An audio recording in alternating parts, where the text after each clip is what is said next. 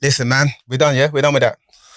The mics are rolling, man. We're in the building. Hold on, wait. What kind of school principal just stepped in the room? What's going on? What are you talking about? Are we done? Yeah, we done. No, go on, come on. I've been waiting for you. I've been waiting for you. I've been in this building. I'm ready for the benefit of those listening and they can't see how upset this guy is. I was late today. I apologize. I didn't intend to be late, but we made it. How you doing? Yeah, I was late too, by the way. But when I called you and said I was going to be late, you said say cool. I said calm with you. Okay. But I feel like with him, all we have to do is rewind through episodes, and it's a similar. Is it? Okay, so the less said about that, the better. Okay, cool. Okay, the conversation is on site, man. Let's get to it. The conversation is on site. We are broadcasting from Levi's Haus of Strauss. SK Vibemaker, DJ Illness is here again. You know what I'm saying? And we got the broadcasting maestro Ace. Oh, what's going on, man? I'm just been a long time coming. I know this for a minute. There's been a few false starts, but we're here today. I'm so happy to be here, brother. Yeah, man. How you feeling today? I'm good, I'm good, man. I'm ready for a conversation. It's the beginning of the new year, and I'm really looking forward to 2024 and all it has in store. You're saying you try to like do the drip thing today and like out drip everybody. That's what you try to out. He's trying to be fresh. You know what I mean? I'm going to be on camera. Happy New Year, man. Happy New Year, buddy. Man, I don't know if is it a bit too late to be still saying Happy New Year. Yeah, what is the cutoff date of that? There needs to be like an official like after this day. Yeah, you know, like they say like after a certain point. When the decorations are down. What, you got your decorations still up? No, yeah. When your decorations are down, there's no. See, that's a whole. No, but that's a whole separate conversation because how long should your decorations be up? I'm seeing some people are taking their decorations down the day after Boxing Day. You know, that don't even matter. That don't even have a name. But that day after Boxing Day, so that means when the New Year comes, so that means that person can never say Happy New Year. So like, maddest thing. We need a date. You know what I'm saying? We do need a date. I think 2 weeks is good. Yeah. And I think the 7th, after the 7th, it's a week into the New Year. If I've not seen you or addressed you a week into the New Year, then you know what I'm saying? Okay. Yeah, when you're into the second week, man, because we're not dealing with all those shallow Happy New Years and all them kind of stuff. You know them ones, just say it for the sake and all that. Just allow it, man.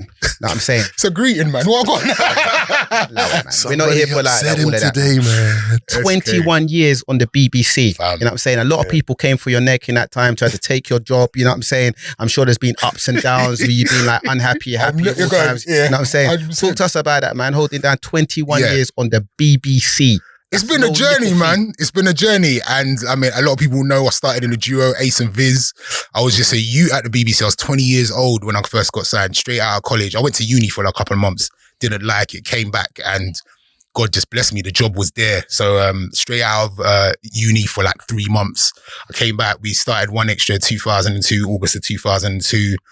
And I've been there. I was there ever since, 21 years. And yeah, various different time slots. We've done afternoons. I did drive time. We did weekends. I did early breakfast on my own. I had my own show on a Sunday night. I went back to daytime. I had the opportunity to sit in Trevor's chair, which was a big deal. And then I got my R&B show 5 years ago as well. So yeah, it's been, you're right, ups and downs. I've seen the music industry in various incarnations. There was like a bad period. I don't know if you remember. Like I don't want to say the year, and I don't want to name no records, but there was definitely a couple years when music was very difficult to sell. I'm sure you remember, when especially UK music, we just weren't doing it. So yeah, man, I love where it is today, and more so, I'm proud of what I've achieved at One Extra, but I'm also proud of One Extra. I'm not gonna lie. Yes, I'm leaving, but like when we look at black music in the UK and where it is today, and we look at some of the big names in regards to people that are presidents of labels or run streaming platforms, that they all came from One Extra. So One Extra has definitely helped to shape UK black music and what we do today. So I'm super proud to say that I was there on day one, and it was just time.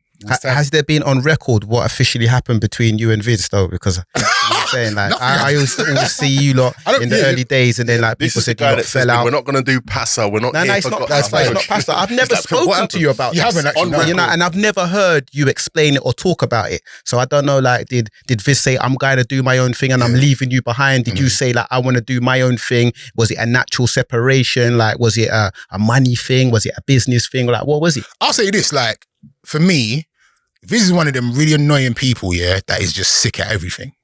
Like, I'm not even lying to you. Like, Vis when we was coming up, I've known Vince since I was 17 years old. Like, he was a sick footballer. I'm sure he could have played in the Prem at one point. He can present, he can DJ, like, he can model, like, good looking brother. Like, he just does everything well. But this radio was something that was always my dream from the absolute beginning. I'm not saying it wasn't his, but we had this dream to do a radio show together. But we got to a point where, like, I just wanted to continue doing radio. Viz has got a very successful production company. It had run its course, and it was just time. Answered your question, yeah. So I ask things, and then you just like don't say things afterwards. So that's why I talk. So this is what's happening. I'm next to two barlets. I thought you guys were Could one of you go outside and get him a drink with sugar in it? You know what I'm saying? He needs to wake up. Cranky. Yeah, man. It's getting mad today. He's the one that's only woke up an hour and a half ago. He wants to tell me about like waking up. I was in the club last night, man. But getting back to thing, it's interesting you say like it's an interesting time for music. I'm intrigued to know what period you're saying was hard to sell. I think it's like there was a time when UK artists were doing whatever they needed to do. Let's just put it out there. Okay. When you put it like that, I know the time where. Yeah, exactly. You know what I'm saying? They had to do what they needed to do. 2009, 2010 around them times. And you got to remember, One Extra, like the original remake, I don't think it is today, but back in the day, we had to play 40% UK music. So there was actually a time when we were struggling to find tunes to play during Do you think that period of time is what made people say, all right, cool, this 40% quote, I had to go? Do you know what's funny? I feel like the 40% thing is something that radio should be doing anyway. Like they do it in France. Yeah. France and it helps heavy on it helps the economy and all that stuff. Preserve the language as well, though. Oh, is that what it's for? Yeah, that's to preserve the language. I think it helps the economy as well. Like we get artists that are doing things, they can then end up being label people, and I think it helps them. It helps them. It helps the money move around. So, but do you think? Because we're going to talk about radio generally, but do you think like the people at radio are interested in making money, or do you think?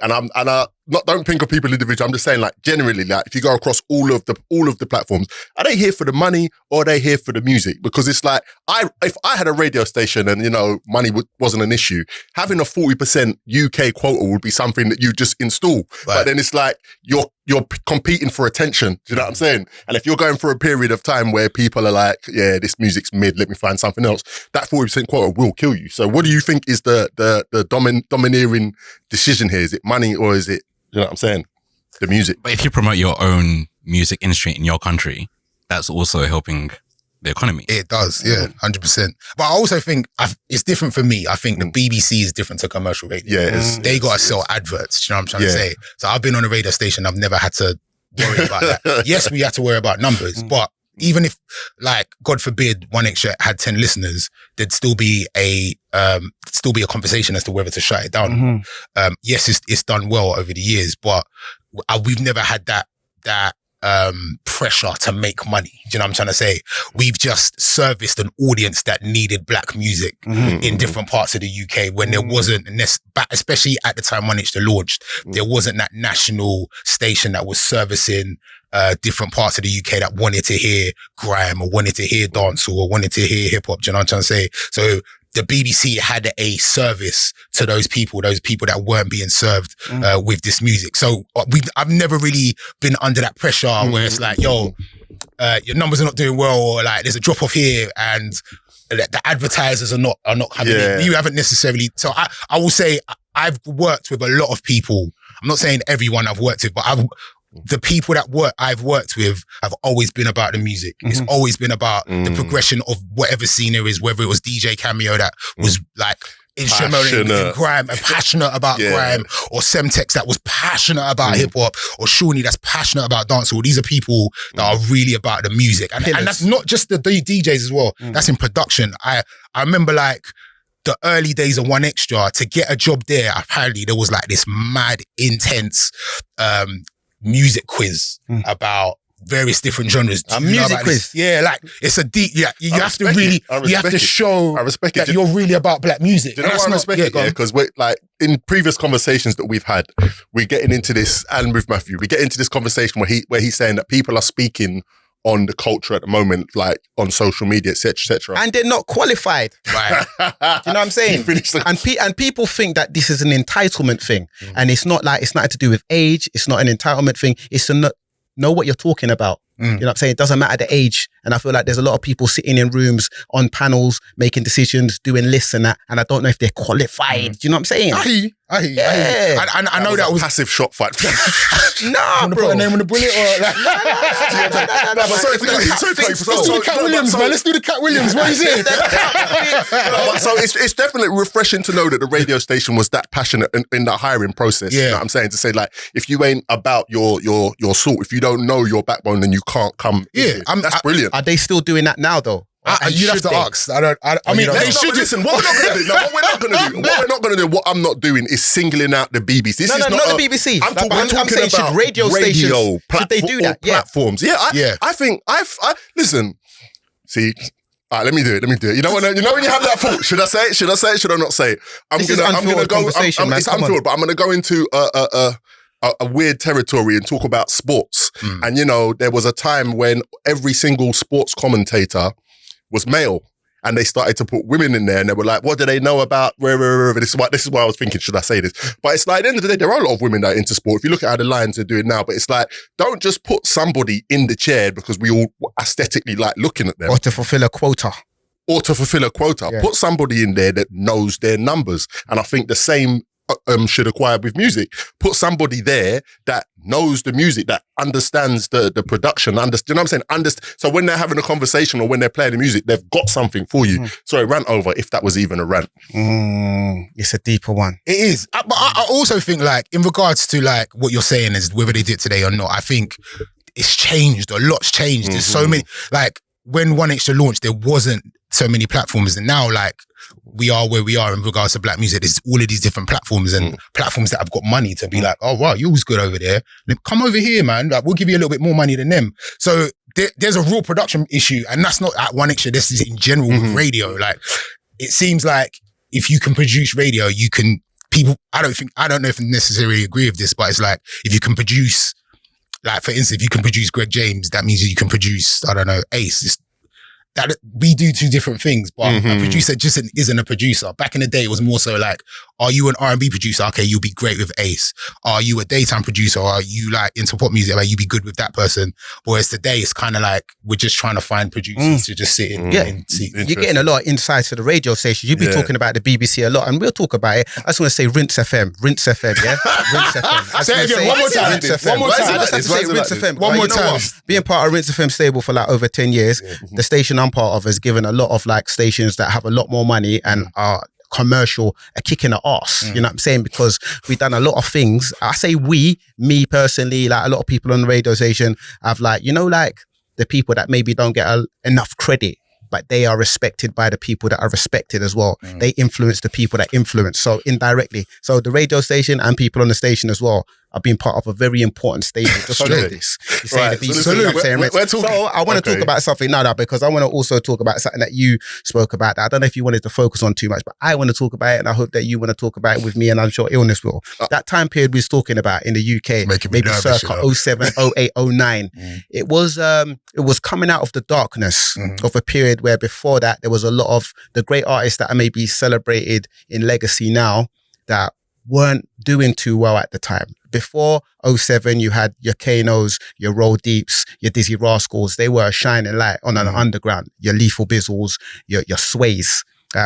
Just talking about the early noughties, not even like the late 90s. But then we got to like 07, 08, 09, when artists felt like they cracked the code and started doing the commercial thing. Some radio stations liked it, some loathed it. I feel like a lot of the artists in that time period took bullets for the artists to come after to stand on the shoulders. So when we talk about a dark period, I feel like we do have to give credit to that time period. 100%. Whether it's your Ironics, your Estelles, your Chips, you know what I'm saying? Your Tinies, like, exactly. Wiley Compromise, Skepta did at the time as well. And what is it like? I feel like some of the artists that have survived and are still outside from that time period, the reason why you even know that they knew that they was really compromising back then, because they don't perform those songs now. Right. You know what I'm saying? So that's and they kept their core audience that knew them for what they did originally and what we loved them for. And I think as their audience, they understood why they was doing it. It wasn't even, I don't think a lot of people slapped them down for what they did. Like, yeah, we can say, oh, I didn't like that record, or I hated the fact that they had to do that to go number one. But we know the slaps. We know why they're here, and we understand we live in the UK and we also understand that money has to make. Do you know what I'm trying to say? So I don't think that, I look at back that time like, yeah, the music wasn't great, but we also understand. And we understand that if you didn't do that, we'd maybe not be where we are today. So yeah. And it's I'm not even saying maybe, I'm putting it We out definitely would have, that period had to happen. You know I feel like collectively we've done a great job at like burying that under the carpet. Yeah, 100%. You know what I mean? I don't know. Burying it under the carpet? No, I'm not having that. We're not burying nothing under the carpet. We We're not haven't burying. Do you mean burying the songs though? song. No, Yeah, but the songs. listen to what I'm saying. Hear what I'm saying. N-Dub's just done the O2 off of the back of that period. Do you get what I'm saying? So let's reminisce certain time. Let's say I remember. But they released a new album that wasn't really like accepted or like why do you have to embraced. take That was like more down? N-Dub's bag-ish, right, in terms of what they were doing. Alright, cool. But when we talk about other artists, we have to your give two sides of the Kanos, coin. your I've got Chips. Two sides of the time coin. for Do you know Talisa, what I mean? Dappy and FaZe. I got Yeah. time for them still. But they released a new cool. I'm saying album that, and I'm it not saying wasn't embraced. Like, was it embraced, the new album? Did you play it? No, I don't even want to talk about it. Well, I think it's different to what we're talking about in regards to the artists that had like core underground grime followings, for instance, and then did the pivot to make some money and then came back. Whereas N-Dub's kind of didn't. They You're never. saying they were just merch. They never really had the core. Like they had a black music audience. Don't get it twisted. Like we was on Channel U, so I knew the power of N-Dubs, but I don't think they're seen in the same light as the artists that we're referring to in regards to like having a core audience, doing the left and then coming back.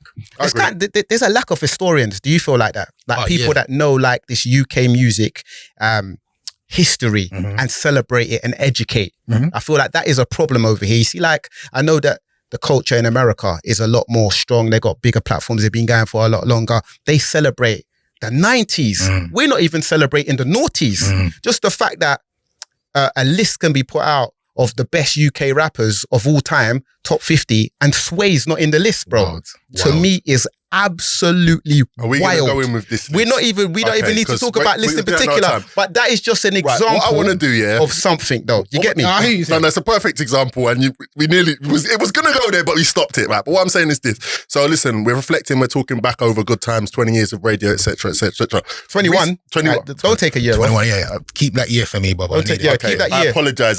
Some man don't even make I a didn't want year. to X out a free. Wow, this is just. So what I'm trying to say is, more recently, but I mean, off of the back of your classic albums that you discussed, I don't think this is recently. I think you've always been this guy. But you said in the past 5 years, you've been, you know what I'm saying, doing the R&B show. Yeah. You are definitely, I'd say, a pioneer of the R&B sound that we have today. Do you know what I'm saying? Especially with the things that you've done. So from your purview, from your perspective, how do you look on the UK R&B space of today? It's... Oh man, I've got so much to say. Yeah, let's go. But it's hard to articulate. But I would say I love the artists. I think we have some of the most creative, some of the best vocalists in the UK, some of the most honest, the best pens are 100% in regards to writing. Who are some of those best pens you're talking about? I love what Jazz says. I love Bella, Manelia, a lot of the artists you got, Shay Universe, James Vickery. I like Kaleem Taylor. I mean, the list goes on and on. Even just as writers, though, we've had some UK writers that have been writing like huge records for global stars for a minute. That's what You know what I'm saying? I'm gonna get into the names thing. I'm not as, you know what I'm saying, but we've got a lot. Like, I know, is it Carla?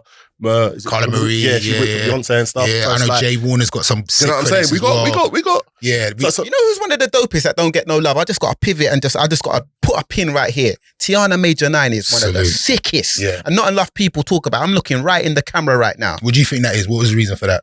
I think, I don't know if it's her in particular, but you see like when artists don't have belief in themselves, I think that resonates amongst the audience. She believes in herself. Yeah.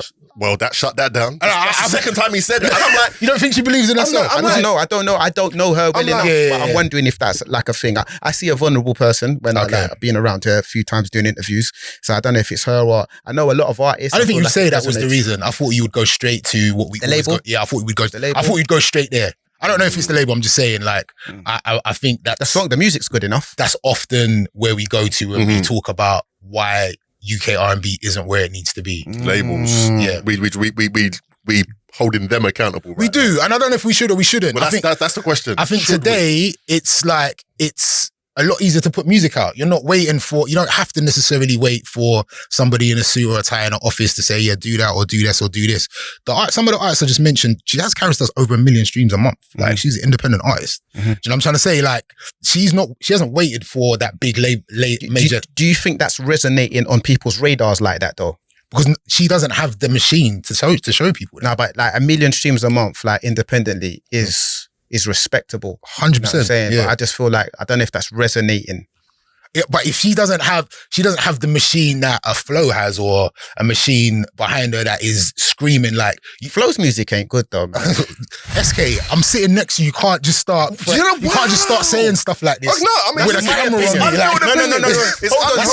No. Sorry. That is my opinion. Do you know, like, my position in this? Yeah. But do you know what though? Do you know what? That is my opinion. Sorry. We need to be able to, like, I feel like this is a problem with content.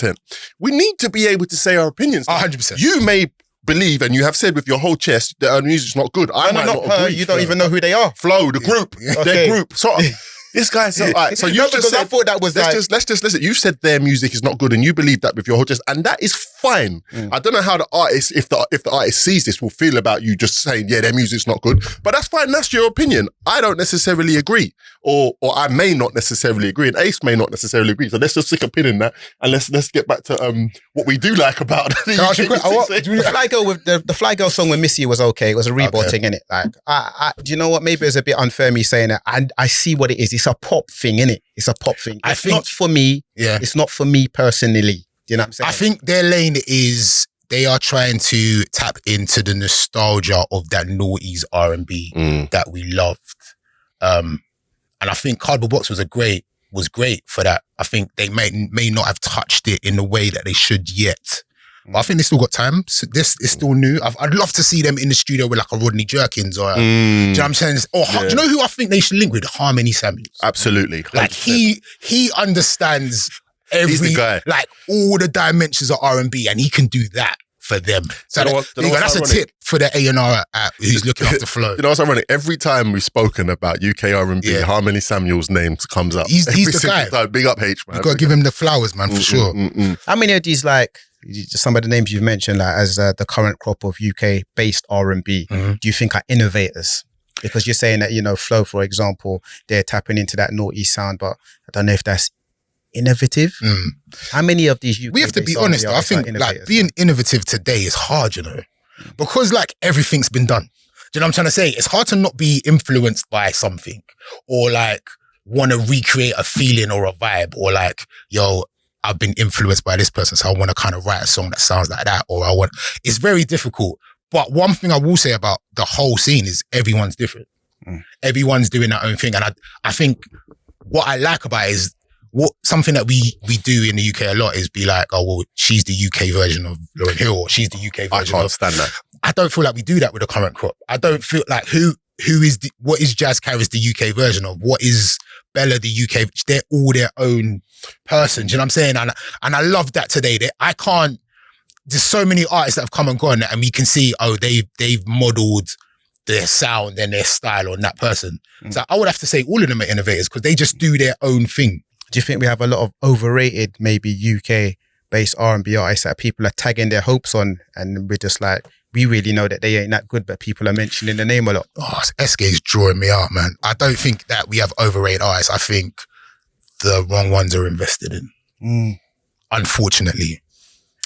Okay, that's interesting. Oh, I wish I never said that. That's very interesting. I think like, do you feel like I'm not an A&R because you've been on the Beeb all these years? Do you feel like you have to be very like politically correct? It's gonna take a lot to shake that off. Is it gonna go when you leave there? Like when you're officially out? It's gonna take a while. It's gonna take a few showers. Do you do a few showers? It's gonna take a few showers to get the political the PC off me. You know what I mean? You kind of feel like a muzzled dog. Yeah. Well, no, I don't want to say that. I just feel I'm not shooting. No muzzled dog. You two rock. Like you gotta be not politically correct, but I also like, I want everyone to win as well. I do too. Yeah, 100%. But I think like... But you've been and you are in such an important like space. And I regard myself the same as well. So you see like when someone asks for my opinion, I need to give it to them as raw as I can, not just raw like to beat them down or whatever, because you could be wasting your time. 100%. You could be running, you could be trying to push this song, and everyone don't think the song's good, but no one's telling you. I'll tell you one thing about me and my opinion. Yeah, I think I've spoken out about what I think is the issue with R&B in the UK, and a lot of time it does come down to record labels. I feel like whenever I speak out about it, there's a little bit of pushback. Whenever I've been outspoken about, I was very outspoken about the Brit Awards thing and the pop R&B category. Luckily, they've changed it now, but I've always thought, and whenever I speak about the labels, it's like, well, you don't, maybe you don't get it. I'm a radio guy. I've never had a label job ever. You know what I'm saying? I've only just recently started like tapping into that side of things. But yeah, sometimes I see who is being pushed in our scene, and I don't get it. And I know what the pattern is. The pattern is you're going to sign an R&B artist that the scene doesn't really know. We don't really know that person. We haven't really sown this story. They haven't really got a following, and maybe you've invested all this money into that person, and then it doesn't work. And then the narrative is, UK R&B doesn't work in that country. This country, no, it's not that it doesn't work in this country. You just signed the wrong person, and that to me is an ongoing thing. Like, we need flow to work. We actually need them to work, because if they don't work, then it's like we're not going to get another R&B group for another 10 years. We need them to work, whether it's not working now or not. People blame the labels. People blame the labels, but there've been some great artists that have been signed as well. Like we mentioned, Tiana Major 9, she has a big deal. There's Shaka, like he's had a big deal as well. Do you know what I'm saying? So like, what's happened there then? We just, again, we don't know. Is it the A? And another thing is like, and I don't want to. We don't have the execs. Oh, you're getting me into it. Lay off, man. Especially in black music in this country, yeah, we have some of the best execs. You look at the Twins, you look at all of those, they're amazing, yeah. Only the Twins, who else? Mention some more. No, stop it, don't do that. No, not the ones that you're blazing. I'm talking about the great ones, though. The great ones. You just said the Twins, are they only just because they were all of these guys, amazing, yeah, but they've all bust. Some more, name some more. Stop it. They've all broken UK street music, I like. Facts. When you look at, do you know what I'm saying? They've all broken UK street music. Maybe they don't know how to work R&B. I think we don't have a Tunji Balogun in this country who's responsible for the Hers and Brysons and all of these people. Yeah, we have amazing black UK execs that have all done street music. So maybe they don't necessarily know the R&B audience or know where they are, or know how to promote, or know how to link them with this. I feel kind of inclined to defend labels. I don't know why, or like the A&Rs for a little bit, but I want to say that, you know, in the period, as we spoke about earlier, the two, like where our street music had to break through and people had to compromise, right? The space in UK music, it wasn't just the rappers that were going through it, we were all going through it. Yeah. So it's like street music's the first music to break through. And at the point where we are now as UK like artists, labels, whatever, etc., are thriving, where is R&B in the world space? Like, is it easy to find a Bryson, to find a Her? It's not easy. If you go through the however many years from since, like, I don't know if you want to say 2013 to now, in the past 10 years, where is R&B like in the main space? Do you get what I'm saying? Like, even to the point where they're putting R&B and pop in the same category, like it's becoming a minority music. So it's not necessarily as easy as like, okay, you've signed the wrong person and this is the answer and that is the answer. It's breaking the music right now is kind of hard, like, in my opinion. I don't agree. You mentioned Bryson a lot. Do you think Bryson's better than Brent? Bryson Tiller's one of my favourite artists, like, personally. So, like, it's not a better. He's one of my Is Bryson better than Brent? I'm not answering that question. I love them both. I'm a big Bryson Tiller fan. I'm a Bryson Tiller fan too, but like the albums have faded away, and I know my Brent Fires mix is a lot still. My Brent Fires mix is crazy. So you think it's easy to break R&B music right now? No, I think R&B, like, not as easy when to I hear break music. R&B sells globally. Like, I say to R&B artists in this country all the time, like, you need to stop thinking about this UK market. Like, just, you need to look at your music for a global audience. Like, you need to find out where your streams are. Like, are you streaming in the States? There's a lot of our artists that are doing amazing things abroad. Like, Cleo Soul is probably one of the most successful R&B artists in this country. Is she charting in the UK? Probably not. But like, people look at her as alternate, innit? It's just like R&B. Every R&B show I've been to in the last year, I've seen SK at, like, and they've been jammed, sold out shows. So like, we can't say that R&B is hard to sell. Okay, people love art. Summer Walker announces a show tomorrow. It's selling out. American R&B. No, but it's R&B. No, but that's Summer Walker. R&B that's is like R&B. saying, that's like saying, okay, Skepta announces a show tomorrow, but that's Skepta. Do you get what I'm saying? Like, we have the pinnacle artists in each genre, but I'm saying in terms of a steady flow, I know, like, I can guarantee you this year there's probably going to be 2 or 3 UK rappers that are going to transcend from being an up and coming to a household name, and we'll talk about it. This year, 2024, there will be 2 or 3 acts that will join the staple of artists. But we can't say that about UK. Are we going to say that? And I'm talking about in the mainstream, not just we like them. Yeah. Can we say that about not R&B just a million streams? So we're talking about UK R&B. Yes. We're talking about R&B in general. Do you accept UK R&B as a title? You're really trying to draw me out. No. But I don't. We I debate hate the about phrase. this. I said I don't like the phrase UK R&B. Do you know what? Yeah, That's why I keep going back to saying R&B artists from the UK. Because I say UK based R&B. Because I don't think it's semantics. No, it's not. Do you think we have a national pride around R&B? I just think there's no UK R&B is not actually a thing. I think there's R&B. UK rap is. Yeah. Why? Because I think there's clear distinctions in UK rap and US rap. Just the accent. The accent, the lingo, the style, the persona. Yeah. R&B doesn't is have R&B. an identity like that, innit? R&B is R&B. It's interesting. R&B is I don't R&B. know if I all the way agree. Interesting. I hear you. And sometimes that's been a bit of my problem with like UK based R&B as well. Like I had the same problem with like early UK rap, UK based rap, that it sounded too American. A lot of contemporary UK based R&B sounds quite American. So like sometimes that's where the problem is for me. Do you know what I'm saying? I hear you. But back to the point what I was making, we will have 3 rappers that will join the household. Will we have 3 R&B singers For that we UK didn't based. necessarily know? I mean, you guys are deep in the streets, so you might know them, that will join the mainstream stage this year and be with us for a few years. Would you bet your mortgage on that? I mean, we could only hope, innit?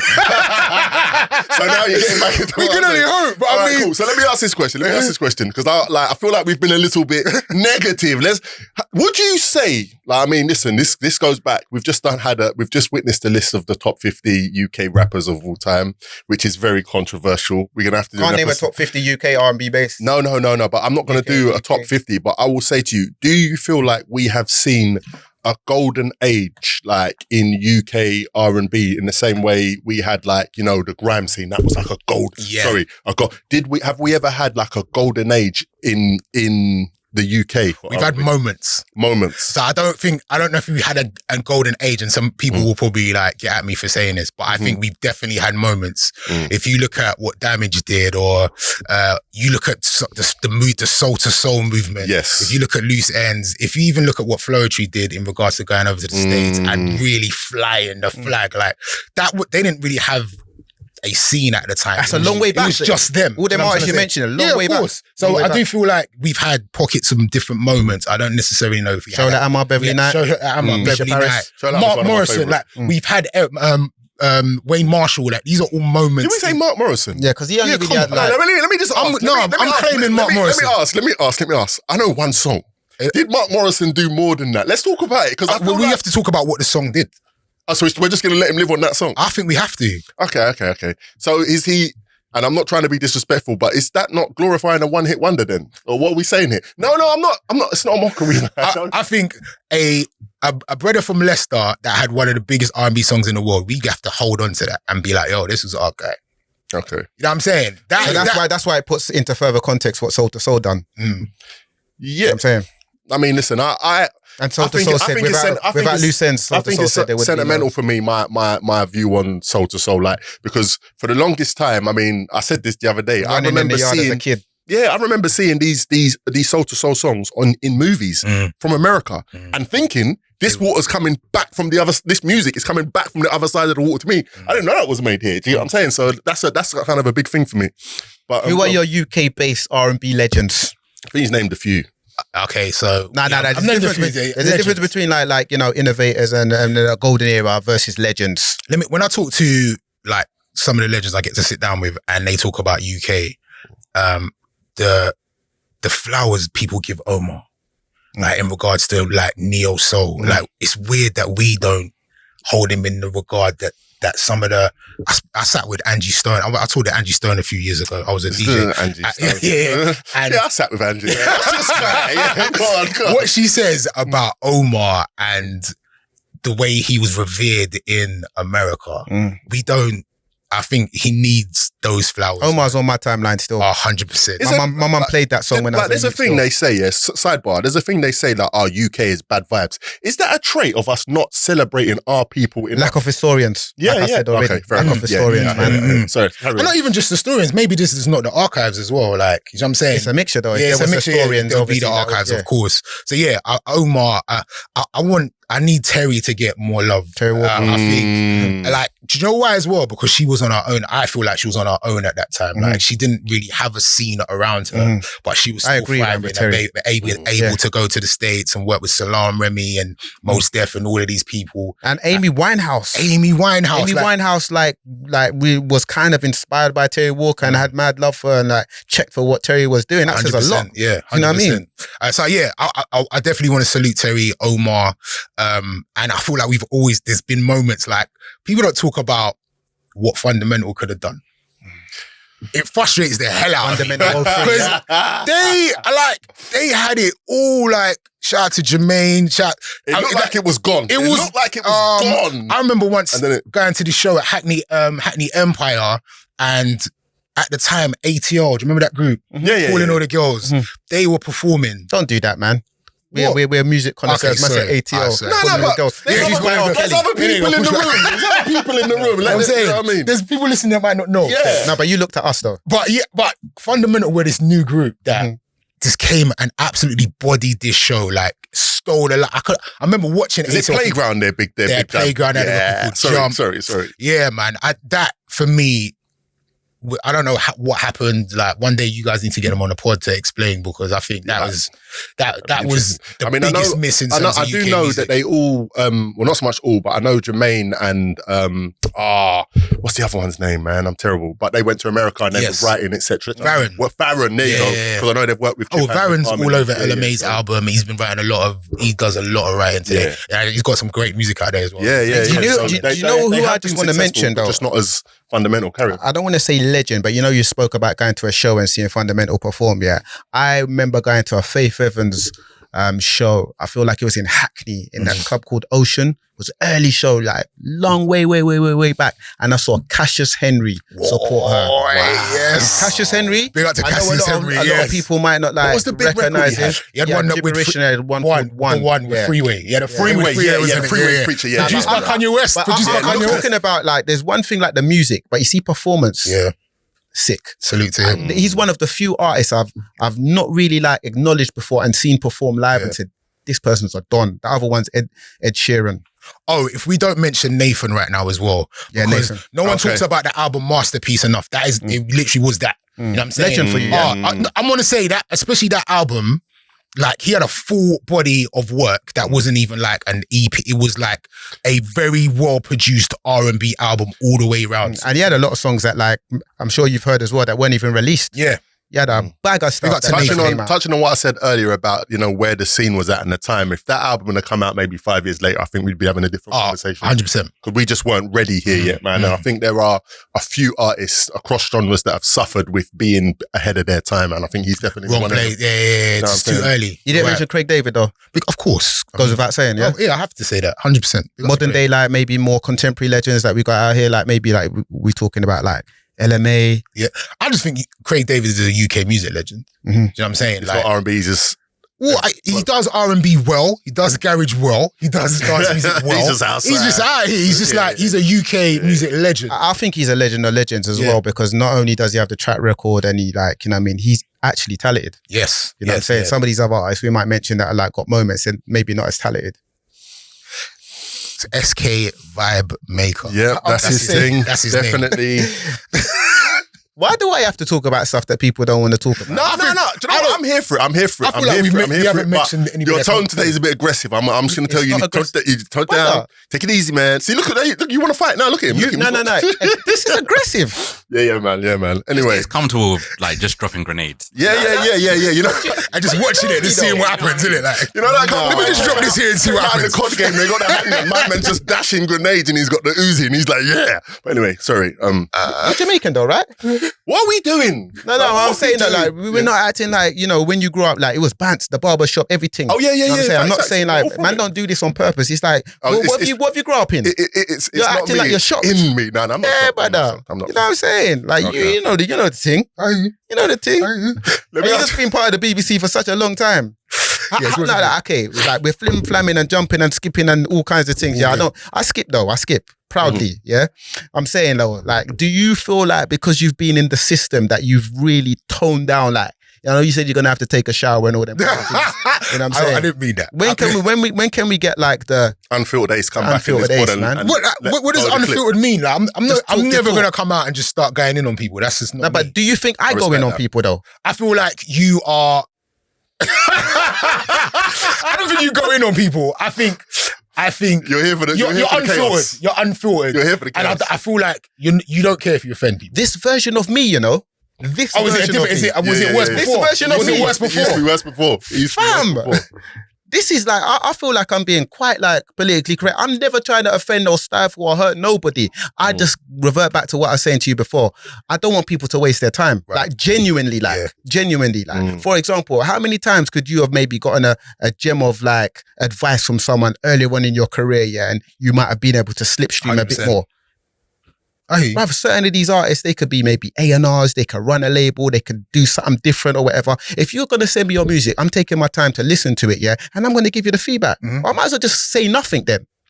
I want to hear your opinion though. Some of these questions you are asking them to me then. No, yes. Ace, go. I'm just saying, we're going to flip the questions as well. You ask what you're going to ask. I didn't feel like it was questions. I just thought it was conversation. No, you know what I'm saying? I mean, next up on the docket is cancellation. So yeah, we can ask. You know what I'm saying? But, I like Jorja Smith and I sit down here and you always knock me down. Okay, so my opinion on Jorja Smith, I think she has an amazing voice from the first record that I heard her sing. But I think, how long would you say Jorja Smith's been outside? Like, give me a time scale. Yeah, about 8 years maybe. Okay, 8 years, yeah. 8 years and I think I've got 3 records. Jorja Smith that I like. I think she's an amazing talent. I think she's got a brilliant voice. But from her catalogue, I think I've got 3 records in 8 years. That's just is that me being disrespectful? That is you being disrespectful. 3 records that I like in 8 years. I think she could do better more for me. Just because you're only thinking about songs that can play in the club, this is where we always have problems. 3 records that unless it's like. Bryson Tiller. What's your opinion on Jorja Smith? I love Jorja. I think her voice is amazing. Do you know what? I would love to A&R Jorja project. That part. Because there's like, let's talk about the last album, yeah? There's moments on that album that I absolutely love, but the rest of them, the other moments are just not for me. So I want a Jorja Smith album or project that is my way. But I can imagine someone that might like the other bits of Jorja Smith will like it that way. I think she's kind of like Craig David. She's good at everything. I love the R&B stuff. There's that Lately record I play it on my show. I played it for like weeks and weeks and weeks and weeks. I love that record. I'd love to hear more of that from Jorja. Do you know what I'm trying to say? So yeah, I think Jorja Smith is a great talent. I think we need to look after her. But I want to hear my Jorja. That's me being selfish, isn't it? Yeah. And people are putting her under the microscope a lot though. I feel like they're like trying to fucking give the girl a chance. Like she's quite fairly young as well. Like she's independent as well, finding her own way. She's not privy to like the big machine behind her. She's quite elusive as well. Like I feel like that's how she wants to be. She wants to be low key. The music's good, bro. You know what I'm saying? The music's good. And like, I don't know what you're saying with these 3 songs. I think it's just rude. I think it's rude. I don't think you've listened enough, to be honest. I think you need to go back to that drawing board. This is payback. He just wanted to get onto me. I think you need to go back to that drawing board. He sat there. He sat in the chair for like, it's like, okay, so everyone's getting on me. Okay, so let me go through this one first. He's coming for you in a minute. I'm waiting. But yeah. Okay, no. But listen, I think you can be talented. Like, for example, Flow. I've heard them sing a cappella.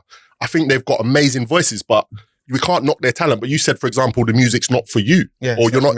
It's fine. We're all allowed. Like I think this is a problem. Everyone wants to be get along gang. No one wants to tear nobody down. Yeah, that's cool, but don't lie in it. Like if you don't feel something, doesn't mean it's not good. It's just not for you. I think Jorja Smith is an amazing singer, but what she's singing, a lot of it.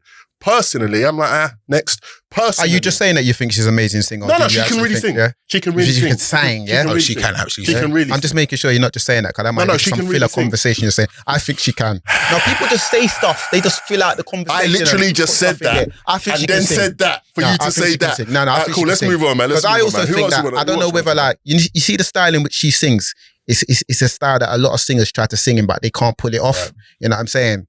And the whole swag and attitude that she's got, man. Word to Jorja, man. Let me ask this question quickly before we move away from radio, yeah? In all of your years doing radio, not that it's over because you're keeping very tight-lipped on the next stage. We're gonna, you know what I'm saying? I thought even off camera we would have got, okay, so boys, you know what I mean? This is the vibe. But anyway. When is this dropping, by the way? Next week. Next week, yeah. It won't be out by it. Okay. So by the time this drops, we'll be looking at this because he could have told us. But anyway, so what I'm saying is this year, has there been one interview or one setting when you've looked around the room and you said, this is mad? Or you've been like, rah, like, okay, I'm a bit shaky on this. When you say this is mad, what do you mean exactly? Like in terms of it being like a superstar, like somebody that blown your mind. Starstruck thing. Nah, you can't get starstruck, man. Yeah, no, that's why I said you might not have been starstruck, but you might have thought to yourself, okay, let's go with the starstruck. So I got starstruck. My first time I got starstruck. It's funny. I think it's on YouTube. You might can go find it. Me and Viz interviewed Mr. T. That was so it was mad left, didn't it? Yeah. But like, just like sit down with a man that I used to watch when I was a youth. It's like, and he is Mr. T in real life. He's not a character. He is really my man from the A-team, like B.A. Baracus. Like, do you know what I mean? Clubber Lang. He was really acting. He was actually really acting like him. Clubber Lang. For the first 5 minutes, I didn't even say anything. Like Viz had to hold the interview down. So that was just wild to me. Like, raw, Mr. T's here.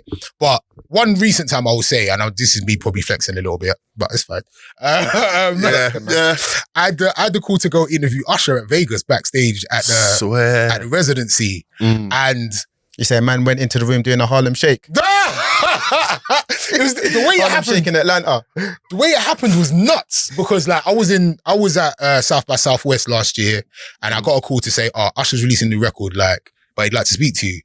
I said, you know what? He requested you. That's the flex. That's the real flex. Is the flex, I guess. Cool, go through. I said, I'm in Texas, like if I get a flight to Vegas, can I like sit down with him backstage? He said, I will call you back. Call me back. They said, yeah, he's down. So like I literally flew from and then I started making some more calls. I did Babyface on that trip as well. So I flew from Texas to LA. I'm going to pull out the mic cord in a sec. Carry on. Texas to LA. I went to LA to Vegas, did the interview. I was in Vegas for like 45 minutes, jumped straight back on the plane, went back to LA, did the interview with Babyface and then came home. But on that trip back, I was just like, wow. Yeah. I've just done a festival followed by LA, Babyface and Usher. And yeah, this is nuts. The question is, because you had like... Did you say to yourself, I'm that guy, be real. I definitely was like, yo, yeah. No one ain't done this. He's feeling himself, no masturbation. It was lovely, you know what I'm saying? Did you get him to cut you a dub plate though? I didn't, man. What dub plate do you think I should have got? Confessions, that would have been a murder. Yeah, still, Superstar would have been nuts as well. Yeah, how do you do a confession? You just flip it. I don't know how you do it. This is Enter DJ's game confession. Like, I'm not playing that. Would have been nuts. I'm not playing that. You find a way. You find a way to screw a soundboy, you know what I'm saying? You be cutting dub plates though. No, not even, So when you went into that room with Usher, did you have a limited time or was it just like calm? You know what? It's sometimes like, and this is, sometimes I'm a little bit too respectful. Like, I don't want to overstay my welcome. I hear you. So I feel like I could have got more. Yeah. But I just wanted it to be calm. When you got that setting, that's when you set the mic up, put the headphones on the artist's head and say, yo, this is the lyrics. Run it. I should have done that. He's telling you what he does. Yeah, I should have done that. You know what I'm saying? No, man, but manners bring you through, man. Certain times, like when you're, I'm not saying you was disrespectful. I'm just saying, when you are mindful of other people's time, then they had more time for you. Yeah. Hence why you got the call in the first place. So, Usher's a sly sound man, that. He's cut dub plates, Okay, have you got one? Nah, I ain't got one though. Okay, cool. So. When I met Usher, he was mad, like he was mad bougie, bruv. He was with Jermaine Dupri. This man was acting like he didn't want to talk to nobody. Serious. You know what I'm saying? He did acting like he didn't want to talk to nobody. I think today he's very he's a big man now, isn't it? Yeah. And Usher does this thing where like you ask him a question, but he already knows the answer that he's answering something else. Yeah. He's good at it. Like, he wants to get what he wants to get out of it. I rate that. Like he's Warren is right to be able to do that now. He's a superstar, you know what I'm saying? So what, just starstruck with Usher and with Mr. T? Yeah. Straight. You've been starstruck? Yeah, I've been starstruck. I told Harlem you. shaking? I was not Harlem shaking, but I was starstruck. I told you, I was chilling in the room. I've actually told this story on this podcast. I was chilling in the room, whole room went silent. I've turned around, Andre 3000 was just walking in the room, shaking everyone's hand, and I was just like, he didn't even walk. He's like, it was like he was on like one of those, what do you call it? Them things where you're on 2 feet and he's just rolling through the room. His feet's not moving. I'm like, rah. Like, okay. Man, anyway. like Andre, what are you? I must be an alien, man. I think I've overcome the starstruck thing from early. I think I met like Beyonce when I was in my teens, yeah? And she was with Destiny's Child. And like that wasn't Beyonce though, bro. Yeah, no, but that wasn't Beyonce. That was like early Beyonce. She was just one of the 4 guys. Let me tell the story. Let me tell the story though. Let me tell the story. So I weren't starstruck, yeah, but obviously I like Beyonce a lot. You know, people fancy Beyonce as like. Why are you saying people? You didn't fancy Beyonce when you was a youth man? I thought she was spicy still. Okay. So it's like when all of them is there, I'm like, yeah, we'll take the group photo, but I'm taking a photo with you. Okay. So I've done that. You know what I'm saying? So it wasn't a starstruck thing. You knew what time it was, basically. You know what I mean? You said Andre 3000. When I met him, he was like hilarious still. Yeah. And he done me a nice job and he said, thank you very much or something like that. I thought that was kind of cool. Salute. But starstruck, I can't remember a time being starstruck. I've had mad situations like being in this is going to sound crazy, but being in the bathroom with Eminem in it. Like I've gone in the bathroom. Being in the what? The bathroom. So I've gone in the toilet. That's information that shouldn't see the podcast, Listen bro. to me. I've come out the cubicle now. We're coming to the communal wash your hands and Eminem's come out of the cubicle next to me. Hey, Eminem got a lyric about meeting somebody in the bathroom. Bro, that was him. What tune is that? When he's talking about... That's crazy. Wait, am I lying? No, that's what I'm saying. He's got a lyric about that, innit? About like someone trying to get an autograph while he's taking a shit or something like that. And I want to say... Is that you, bro? I've never got autographs. I think I got a Jay-Z autograph he signed. Real name thing as well, like real name thing. But like, I don't even. He's trying to go on like that never just happened. You know what I'm saying? I'm not paying you lot no mind. There was an Eminem lyric. There is an Eminem lyric in it. There is a lyric about meeting fans in the bathroom. Bring the bar. I'm going to try and find the bar. There is a lyric. There's 100% a lyric about me. You've gone mad. You've gone anyway. Don't wait for me. Carry on. I'm gonna find it. No starstruck situation. The Way I Am or something like that. One of them tunes where he's talking about meeting someone in the bathroom. I think it's the way I don't know, internet. It's gone. Yeah, so I can't find it. That's what happens. You get through. In the comments. If you know, boom. You're famous, fam. All right, situations gone wrong with artists. So let me lead with this. Okay. I remember one time I was in the club and I'm watching Solange. Yeah, I'm watching Solange, Noel's sisters again. Yeah, I'm at the back. And I'm like kind of elevated and I'm watching her perform, yeah, and it's an industry thing or whatever. And I'm getting to hear these songs for the first time. She's performing her songs or whatever. The place ain't rocking, it's industry. You know how the industry things go sometimes. People are talking amongst themselves, they're slyly listening. She stops in between songs and she goes, yeah, man, big up all the industry people that are in the place that don't know about good music. She's looking at me.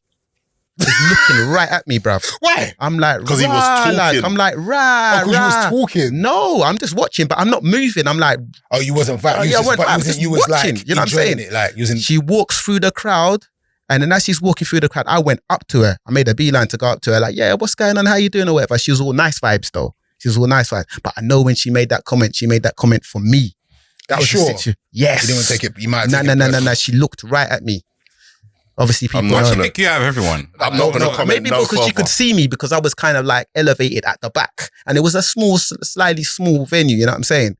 That's a situation gone wrong. Obviously, Quavo tried to fight me, but that's a. God, we need to hear that story. No. Obviously, we finished the interview. You say I'm outspoken in it. I finished the interview with him. I'm like, right, you man don't really like interviews like that. It was a bit, that was a bit tough, like kind of thing. Well. And like Quavo's like, we saying, bro. It's like squaring up on me and stuff like cool. He was practicing for Joe Budden. In my brain, I'm thinking like it's all good in it. Like I'm not saying I'm a bad man, but if I fight the artist and I start hitting artists and get into tussles, it's me that gets blacklisted and he continues his life. Mm-hmm. You know what I'm saying? I'm like, this ain't wise. I'm like, bro, I'm just here to do an interview, bro. What's all the list? You know what I'm saying? Cool. I had a very difficult meet. It's probably during the same press trip, to be fair. Was that 2015 with Steph?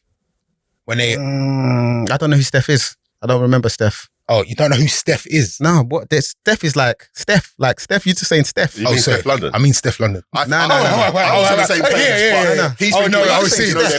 Sorry. It was around the time when she signed to 300, she was doing press with them. Nah, that way. They were just kind of talking in ad-libs at that time. It was like, they weren't. They do better interviews now though. Yeah. They were the ones that warmed them up. They've learned. Definitely do better. What other situations went wrong, man? Do you know what? I don't think I've had any bad ones like, more time just, I had the sickest Erykah Badu interview. That never got seen the light of day because someone never pressed record. Oh, and no one's gonna believe this year. Like, actually, Carlene was there. Shout out to Carlene. She works at Apple now. She was my producer at the time, and it wasn't her fault. It was mine because there was no batteries in the recorder. This wasn't in on site on the freaking in this radio station. This is at You've gone to location festival in Brockwell Park. Mad. And she was asking me if I wanted to ask her about her incense. Not what is the incense made of? She's about her underneath. If we just say incense, we know. Okay, yeah. She was like, so you don't want to ask me any questions about down there? And then we start going into this dialogue about... Was she inviting you? Yeah, she was like, we start going into this dialogue about... conversation, yes. How she keeps it fresh and how she eats cranberries and how it smells like fresh grass. You think she was moving to you? Nah, I feel like she was trying to make me nervous. But she was selling her incense. She must have been selling her incense at that time. It was mad. Like, when did you realise that it never recorded? Was it like just after or way after? And I didn't want to couldn't go again. It was just like... immediately after you finished? No, I'm doing it again. I'm like, do you know what I do? Like, there's been a situation where we haven't recorded. Though, no. There's been a situation where I've realised I haven't recorded. So at that point, I realised, okay, then so I'm gonna kind of start it in a way that I'm starting from the get, but they don't know. Right. You know them ones. Okay. But they don't know because it's mad embarrassing. Oh yeah, but press record. Yeah, it's like so I start it again. Time. You don't know that I've started again. Though. So I'm doing an intro like I know I'm doing an intro like we're starting an interview, but you don't know that. Yeah, bro. It's mad. You learn the tricks of the trade here with the goats. You know what I'm saying? Try. So yeah, any more awkward situations? I don't think I've had any more awkward situations. Only like, I won't say it's because I really respect the artist, but I asked an artist a question to do with their personal life that everybody knew the answer to it just went over my head. And it got awkward. I like the way you said an artist. You didn't want to name drop who's the artist, man? Big artist as well. And it was just like... It was like, wow, you're in the UK a lot, man. How come? And people know why this artist is in the UK a lot, and it's like a very publicized situation. And I shouldn't have asked her about edit. It was an edit, yeah? Got edit. No, it was live, bro. It just got a little bit quiet after that. And yeah, only after they left, it's like, why did you answer that? And I was like, I didn't know that. And I should have known that, to be fair. Mad. Research and happens to the best of us. It does. It happens. What about you? Any left situations? Nah, man. I don't do interviews like you lot, man. Yeah, but just being in a room with the artist and asking some dumb stuff. Nah. Nothing that sticks out in memory. Guru from Gangstar walked out. He's one of the only people that has walked out on an interview with me. What did you say to him? Nah, I weren't nothing. He's sitting next to a guy that he thinks involved in the interview. So like I'm interviewing Guru from Gangstar. So many of the same stories. And then he's got like some new producer. Some guy. No, it wasn't a new, it was one of his guys, but I'm not here. You're just sitting here. Like, so I'm like, cool, why are you sitting there? All right, cool. So we're doing an interview. Then he starts talking and is like, you're going to have a question for me. Then Guru says, no questions for him, no questions for me. Gets up, walks out, but goes the wrong way. And then comes back in like, oh, what's the way out? Rest in peace, Guru from Gangstar. I got a lot of time for Gangstar still and Guru, but that was a mad situation. That sounds like a scene from one of those sitcoms, man. You got a lot of similar stories, you know. Blood. That's the only artist that's walked out still. Salute to Guru. But yeah, you've interviewed some big dogs, so innit? So with you. Yeah. yeah. Stay up. No flex. Zone. Get me. Yeah, man. On site. The conversations on site. SK Vibemaker, I'm in the building. DJ Illness is here. Once again. Ace. Wagwan. Was it Ace of Spades back in the day? Ace of Clubs, man. Salute to Rinse FM. I want to say that a few more times as well. Yeah. We was DJing back to back like on New Year's Eve, man. I thought we was going to have a little turn up together. I was on like doing a little warm-up set before you, and then I was coming back on after you as well. But you kicked out straight after. I went to Soho House. I had the party with the Heartless over there. That was fun. So New Year's Eve was nuts, man, for me, actually. I did like in the bag, yeah? Yeah, I did. You know what? Because I know, you know what? Because you knew you was losing like your job. I'm leaving one extra, man. I've got to take all the bookings I can get. Pile it up. Just pile it up, man. Give me more. I'm not the right, like, I respect it, but like, I like to stay in one place New Year's Eve, you know what I'm saying? With the missus and that, let me just calm it's all about the bag. New Year's Eve is Christmas for a DJ. I hear that, but you know what you can do? If you don't get time and a half or double pay on New Year's Eve, you got to clean up if you can.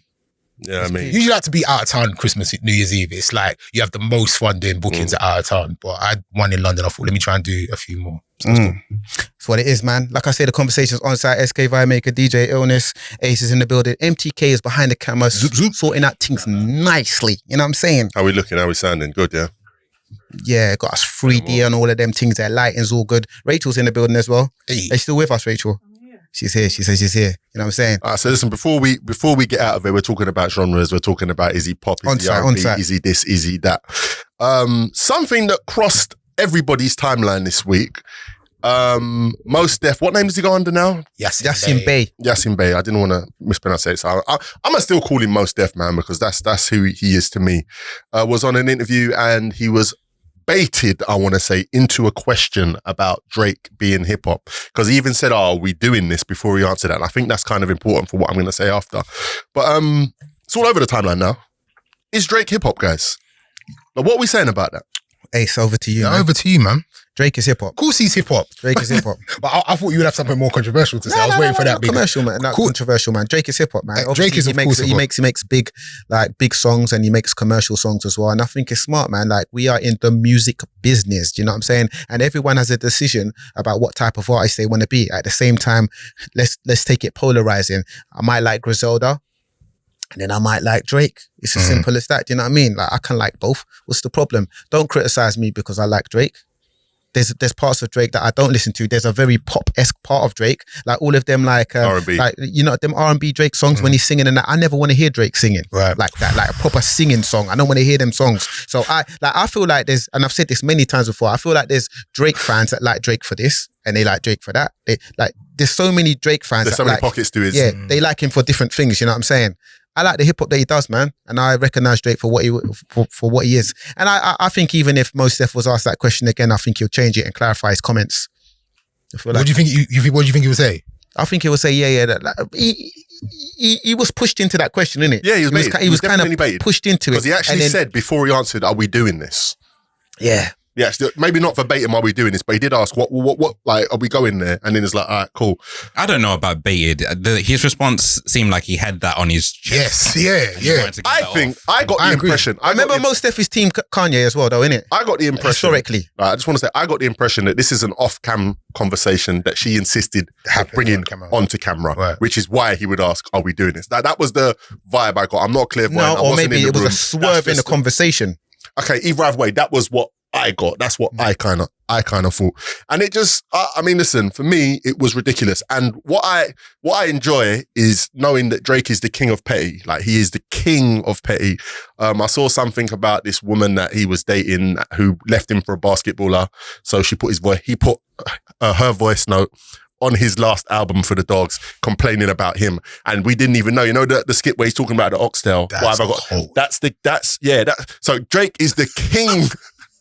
The king of petty, yeah? That's cold. And he posted a clip from Method Man and about Method Man saying, you know, hip hop is the music, the bars, the graffiti, the culture. And I didn't understand what he was getting at, but he's definitely going to clap back at Mos Def, and I'm totally here for it. And I don't know if that's what it is, but is this not just trash journalism? If they have a rap battle, yeah, on like, for the bars, Let's get to that. Let's get to that. Cause I can see by your face you're about to come in with Mos Def is going to come over here. But is that not just trash journalism, though? Nah. Asking somebody of a stature to speak on somebody else of a stature for clicks. Because where is this conversation really gone? We've asked you guys, and it's over in like 30 seconds. That hasn't it achieved maybe what it was meant to achieve? But I think there was a better question. Yeah, do you know what I mean? I think is Drake hip hop is silly. Of course he's hip hop. If you go into Spotify, he's in the hip hop section. Like, he makes hip hop. He's nominated for hip hop Grammys. But the people that might be putting him in the hip hop section, we know he raps. Do any of you remember what they filed One Dance under? Do you remember back in the day it was filed under some Tropical House? No, Tropical. What was it again? Tropical Sign, yeah, I can't remember. Tropical Dance or something like that. Like, have any of you ever been to a tropical dance rave before? Like, we're here. Like, that's the JME, man. He had the tropical boy better no t-shirt. Yeah, but that was it was still grime music. But yeah. So I'm just saying, like, in today's age of, you know, content, it's a content space, everyone's doing this and that. That's just trash, man. Like, for me, I was just like, what are we doing here? I feel like I lost a few brain cells watching that clip because I'm like, now, and then I'm like, okay, I've seen it now, and then I scroll and it's here, and it's like setting absolute wildfire, almost like Cat Williams was saying. And you know what? On New Year's Day, what illness is up to 7 a.m. watching in the morning, all of this kind of stuff. If you had a chance to speak to Drake maybe tomorrow and you had 3 questions for him, what would they be, man? Short and sweet. Oh wow! What would I ask him? That is really how much money. What is the actual decimal point? How many to the decimal point? How much money you're gonna ask him that? I'd love to know what he's actually making. No. But you like I said 3 questions for Drake, and that was the first one. I definitely. I like money is something I like pocket watching every now and then. Why not? What else would I ask him? I don't know. You know, I often wonder why Drake is so concerned with everyone's opinion of him. Likewise, because I think like if I was that successful, I don't know if I would care. No, but he wants to be part of the only, culture. but as I said before, he's not only concerned, he is the king of petty. Yeah. Like, why are you willing to go so far to take a voice note from a girl that you used to see complaining about her man and put it on the album for everyone to hear? Forget the voice note. Well, let's talk about other artists in the game, man. You're damned if you do, you're damned if you don't. If you respond, people say, oh, why is he bothered? If you don't respond, people are like, oh, he thinks he's above No, but there's ways to respond, man. That is like proper low, man. A whole voice note. Carry on anyway. No, but aside from the personal life, we feel like he's maybe going to have something for Mos Def though, right? Yeah. I believe. You got another, what's the next question you got? A line or two. So go on. But what was you going to say if they go bar for bar? Where was you going with that conversation? What, Drake and Mos Def, bar for bar? I think Drake wins. Oh, Drake. Okay. I thought you were going to be like, you don't want to do that. No, I think Drake wins, man. Yeah, I think Drake wins. Explain. When Drake's ready to bar, he can bar. You think he can outbar Mos Def?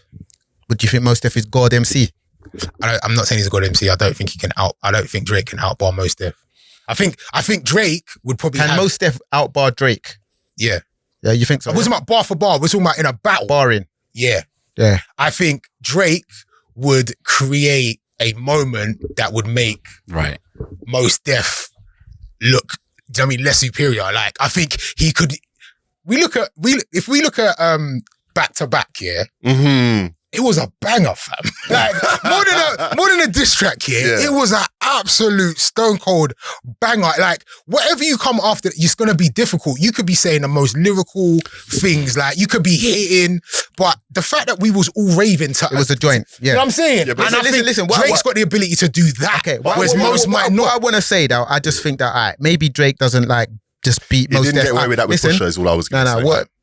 Yeah. Maybe Drake don't just beat Mos Def like that, but I don't think Mos Def easily beats Drake. I feel like it's a competition between I think it's a back and forth, but I think you saying that Drake, no one wipes each other. But I feel like Drake will do him still. I'm going to be honest. Hear your point on you thought that it was trash journalism, the question. I don't think that necessarily. And I think the reason why it's almost an obvious question to ask at that point is because I think they're kind of like two different strands of DNA. Or there's some, you know what I mean? Like, they're ultimately two different ends of the spectrum. Doesn't matter. This is the art of rap, man. You enter into this is what I was going to say. I'm not going to sit here and tell you that I'm the deepest Mos Def fan. I respect him. There's a few tracks that I know of him. You know Mathematics though, right? I don't have all of the albums. You know Mathematics? I don't have all of the albums. I don't know all of the songs. Shit, I just know that he's revered. He's held in a high esteem. Do you know Mathematics? Yes, I know Black Star. I know all of the stuff. Yeah, okay. I'm a big fan. I don't. He's talking on stuff that he's not qualified on there, maybe. No, you know what? Now I'm thinking about Black Star and Mos Def. I'm sorry, Drake can't outbar Mos Def. I'm actually like going into my Rolodex of Mos Def. I'm sorry. How many rappers do you know that was dope 20 years back that maybe ain't as dope? Like, hold on. Let me ask a better question. Because this is where I was going with what I was setting up. When is the last time Mos Def dropped a record? Exactly. Yeah. We're singing about, he's going to go. I feel like it's free choice though. I feel like it's free choice though. Dust on that pen. Like, it's free choice. It might take a few tries. It's free choice though. I feel like with Mos Def, it's free choice why he ain't releasing music though. But I also think when we talk about... man released the album and didn't put it, like he done a JME innit, but actually didn't put the album out. He made an album and didn't put it out. Yeah, like it was like, it wasn't, you could only buy it on tape or something. Well, like, yeah. But I always think when we talk about artists versus artists, we're only ever talking about the artists at their peak versus the artists at their peak. Yeah. Okay. Listen, like, I don't think we're talking about 2024 Mos Def or Yasin Bey versus Drake. I think we talk now though. We can't. That's what we could be looking at. He's not Marty McFly, but we kind of like we're talking about what we know Mos Def can do versus what we know Drake can do. If he's match fit. Yeah, that's what we're talking about. We're not talking about what they'll do today. Mos Def is not going to have the ability, maybe he will, I don't know, but like Drake has got more resources to affect Mos Def than Mos Def has to affect Drake, in my opinion. Do you know what I'm trying to say? I don't know. It's not going to be a back and forth. I don't think it will be a back and forth. I'm here for it. It'll be one line on the new album. Yeah. Drake's not letting it go. I know that much. I think you can count on him to just not let it go. Do you reckon if Drake came full force for Mos Def, do you reckon Mos Def would even reply? Maybe he wants that. maybe he's looking for this battery in his back to like, maybe I need a reason to. Nah, he didn't go in that room on that day, like when he was having that interview that we're talking about recently, where he made the comments about Drake, like really trying to go in that day for Drake. I don't think he did. No, not on that day, but I do feel like there are certain, I'm not saying that this is him, but there are some people like, well, if he wants it, he can get it. I think listen, man, somebody get cannabis on the phone, yeah? I want to say this. I think it's well documented that in New York, you know, there's a vibe against Drake. Like there was clips that surfaced of DMX, may he rest in peace, saying I don't like his voice, I don't like his hair, I don't like his clothes, I just don't like him. And I don't know if that's DMX just being DMX, but they all talk about him. I remember during COVID on a live stream, he didn't realize he was live. Swiss Beats had some stern words to Buster, and then Buster was like, whoa. But yeah, he said like he's called him whatever names, etc. So I think there's a vibe towards him. I don't think it's just Mos Def. But that's I feel like that's New York bouginess. We created hip hop. Hip hop. This is the mecca of hip hop. Like there you go. This is Canadian. You're not from here. You know what I mean? You're not from here. You can't. Yeah. Do you know what I'm trying to say? But there you go. Things move. Conversation on site, SK Vibemaker, DJ Illness, Ace is in the building. I feel like maybe in a couple of weeks, maybe when you even hear this, the announcement has been made of Ace signing this massive contract. Lending us all a $5. It's good. He's going to be signing up for them new credit cards and all kinds of things. Man's going to be pushing the new whip and that. Hopefully, You know what I have to say? Maybe we haven't mentioned this, man. Congratulations to yourself as well for maintaining 21 years of BBC broadcasting. And not only that though, the last few years I know it's been quite challenging for yourself as well with the health stuff, man. I mean, was that one of the most challenging parts of your broadcasting career? 100%. Like I was diagnosed with renal failure in 2018, and as a result of that, I had to go dialysis 3 times a week. So for those that don't know, that's a machine they put you on to help you clean out your blood, which is the job of your kidneys. And so I'd be on that machine 4 hours a day, 3 times a week. So I'd go and do my radio show, and then like 5 o'clock in the evening, go to the dialysis center, sit there for like 4.5 hours, then go home, and then the next day do the radio show. But it also meant I couldn't like fly, I couldn't do a lot of things. I was doing silly things, like there was a time when I would like go and do DJ set after a dialysis session, which was a terrible thing to do. But I was just trying to maintain and like I was trying to have it live with me, not me live with it, if that makes sense. You know and I feel like maybe that's one of the reasons why, you know, a lot of people leave a corporation after they've been there for a long time, and there's a lot of people that don't have good things to say. And you've been like, you know, you've been having a lot of nice things to say about your soon-to-be previous employees, and I feel like they've looked after you, especially when you was like not well as well, right? During that time, yeah, they definitely looked after me. During that time? No. You know what? I'm not going to say anything bad. This ain't going to be the cat. Maybe one day I'll sit down and talk about the ins and I'm joking. But I feel like you heard it first. Everywhere, like people have issues with where they work. I'm not saying I had loads of issues, but they definitely looked after me, especially like during lockdown, whereas I was classed as vulnerable. And like we did a lot to try and keep me on air. Like was you broadcasting from home and stuff, innit? From home. Was you with Nadia at certain times, right? A couple of times I was with Yasmin. I did a show once a week with Shawnee. So that definitely helped me. And again, like I know that I had a lot of DJ friends that didn't have a radio show. That a lot of people weren't in the clubs no more. So I was super blessed to be able to just stay on the radio and keep being able to be employed and feed my family. So I thank the BBC for that 100%. But yeah, and then in 2021 I got a kidney transplant, which is dope. And I was off for a few months and I came straight back. Do you feel like, go on? No, I was just saying amazing. Yeah. Best. Do you feel like a lot of the people or the institution itself have respected you for what you've put in? Like, do you feel respected like for these 21 years? And bro, like people don't even have like, you've been on the station for 21 years doing top level stuff. Like, let's not get it twisted. You're mad humble. We know each other, blah, blah, blah. You know what I'm saying? It's all good. I would expect nothing but humbleness from you. Yeah. You know what I'm saying? Respectfully. But you've achieved, man. You've achieved, innit? I appreciate it. Like, do you feel like people respect you, like put the respect on your name? You know what it is though? I feel like when in anything, when you move away from something, people realize, now we're missed. So maybe that what you're talking about is still to come. Yeah. But I definitely do feel like how we were young and we looked up to Trevor, there's a large audience that look up to you in the same place. I appreciate that. I definitely appreciate that. Definitely. I think. And holding down an R&B show that you got the OG before that, Trevor Nelson, like, bro, that's big shoes to step into, man. I'm sure there might have been a few people before you that tried to like, maybe there was in the reckoning and it just like, that's not going to work. Like, you know why has he always got to send like a pew? No, it's not even an indirect. I'm putting, bro, sometimes there's other people that try it and like respectfully it doesn't, or they realise this ain't the person or whatever. But you know what? I'll be honest, a lot of those things I never really get to hear that noise. I sometimes, like I said this when on my last live radio show, like I'm socially awkward at times. I'm not get along gang. Like, and I feel like you're the same way. This is what I thought. That's why I feel like me and you vibe a little bit because like we're very serious about this. Like, especially in regards to radio. Like, we don't really give a shit about being invited to every single party. Like, we just want to make sure that we do radio. The art, man. We care about broadcasting. We care about breaking music. We care about the listeners. And yes, I'm not everyone's best friend, and I'm not like, I might not be in certain rooms. And at times I'm like, raw, how come they never hollered me for that? Or how come they never, but at the end of the day, I've been here 21 years. I mean, the listeners care about me. They give a shit about it. They're the reason why I was able to stay on the radio 21 years. And that's all that really matters. Do you know what the funny thing is? Because I sometimes have to check myself, and like, it's perspective as well, because no matter what you do, you look at what you want to do. Mm-hmm. But then you have to also appreciate what you've done, and how far you've come, and how long you've been consistent for. So I don't know how much you reflect on that. Do you know what I mean? It's taken a while. Sometimes I'm just like, raw. And sometimes you think, well, yeah, again, I don't want to whinge. I'm just very happy with what I've done, and I've looked back. Amen. You know what? I've definitely. Amen. I'm happy to have been here 21 years. And okay, cool. So I ain't done yet. I ain't old. I'm not retiring. We'll definitely be seeing you after the announcement at some point in the future. You know what I'm saying? So yeah, man. You guys will know, and it makes sense. I'm looking forward to letting the world know. He's going to tell us as soon as that camera turn off. He ain't leaving this shit.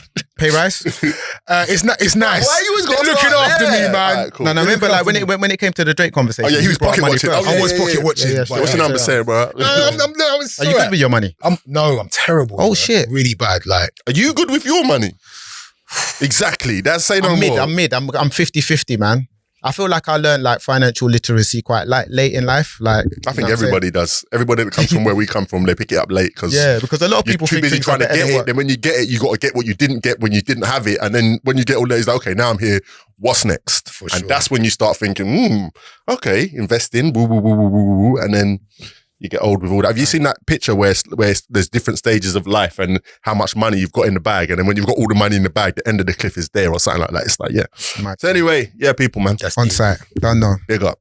No, can I promote a couple things quickly? Yeah, promote the thing now. Yeah, promote the thing, man. It's all right. Sorry, so this comes out next week. I'm at the end of the year, at the end of the month, I start on the 28th of January. I'm going on the Everything R&B tour. I'm taking 4 unsigned UK R&B artists on the tour of the UK. We're going to Leeds, Manchester, Birmingham, and London. And each night, one of them get to headline the show. Very small venues, but it's a grassroots tour. That is dope. We have got a live band that is going out on the road with us. It's going to be all of us in a bus heading across the UK. You're going to film the whole thing, right? Well, definitely content is key. Yes. And each night a special guest will come out as well. We did it last year. It was amazing. And we're doing it again this year. Where's your London date? London date is at 229 Great Portland Street. And then we're about to announce our South by Southwest lineup as well. We're going back to Texas. And we got a really good lineup. Tamira's going to headline. We got Callie Claire, Etta Bond, Ayana, who's the first UK signing to LVRN. We've got Nipper. It's going to be great. So we're going to be in Texas as well. So yeah, Everything R&B. Follow. That is my external company. We can't just rely on... You own it. Everything R&B is you. That's my company. Scene. Yeah, so you had the radio show, Everything R&B, and it was your thing as well. That's my company. Yeah. Yes, sir. There you go. So, respecting that. Follow that. Anything else? We'll stop there. ONSITE, you don't know. SK Vibemaker, Ace, DJ Illness, MTK in the building. Salute. Yeah, peace.